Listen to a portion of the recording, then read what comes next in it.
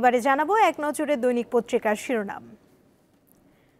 আমাদের হাতে রয়েছে দৈনিক ইত্তেফাক, যার প্রধান শিরোনামে দেখতে পাচ্ছি ৩২ দলের কাছে সংস্কার কমিশনের প্রতিবেদন, নির্ধারিত ফরমে মতামত জানাতে হবে ১৩ই মার্চের মধ্যে।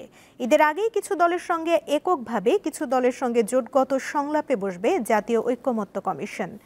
এছাড়া আরও দেখতে পাচ্ছি ডাকাত আতঙ্কে নৈশ বাসে কমছে যাত্রী, প্রবাসীদের জন্য বিমানবন্দরে বসছে হেল্প ডেস্ক, মহাসড়কে ডিউটি করছে থানা পুলিশ। সংলাপ শেষে দলগুলো জুলাই সনদে স্বাক্ষর করবে জানিয়েছেন প্রধান উপদেষ্টা। এরপরে দেখতে পাচ্ছি প্রথম আলো পত্রিকা, যার প্রধান শিরোনামে রয়েছে ৬ মাসে পুলিশের ওপর ২২৫ হামলা, মব নিয়ে উদ্বেগ। পুলিশ আইন প্রয়োগ করতে গিয়ে আক্রমণের শিকার হচ্ছে, জানালেন আইজিপি।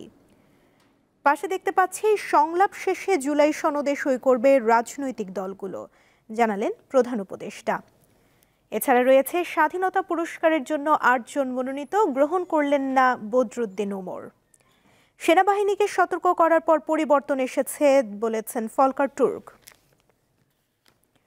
কালের কণ্ঠে দেখতে পাচ্ছি ঐতিহাসিক ৭ই মার্চ আজ, বাঙালি জাতির স্বাধীনতা সংগ্রাম ও মুক্তিযুদ্ধের ইতিহাসের এক অনন্য দিন।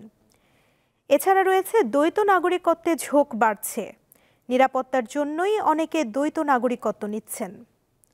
পাশে রয়েছে নির্বাচনের সময় নিয়ে বিভ্রান্তি, আগামী ডিসেম্বর, পরের বছর মার্চ, এপ্রিল ও জুন নিয়ে আলোচনা। আওয়ামী লীগ নির্বাচনে অংশগ্রহণ করবে কিনা তাদেরই সিদ্ধান্ত নিতে হবে, বিবিসিকে জানিয়েছে প্রধান উপদেষ্টা। আমার দেশ পত্রিকার প্রধান শিরোনামে রয়েছে আইন শৃঙ্খলায় অস্বস্তি, গোয়েন্দা ব্যর্থতা নিয়ে প্রশ্ন, গোয়েন্দা সংস্থাগুলো সক্রিয় নয়, এখনও সেখানে বসে আছে ফ্যাসিস্টের দোসররা। ১৬ বছর ধরে ভয়ঙ্কর টর্নেডো বয়ে গেছে, নির্বাচন আগামী ডিসেম্বর থেকে মার্চের মধ্যে, বিবিসিকে প্রধান উপদেষ্টা। দেখে নিলাম আজকের দৈনিক পত্রিকার শিরোনামগুলো।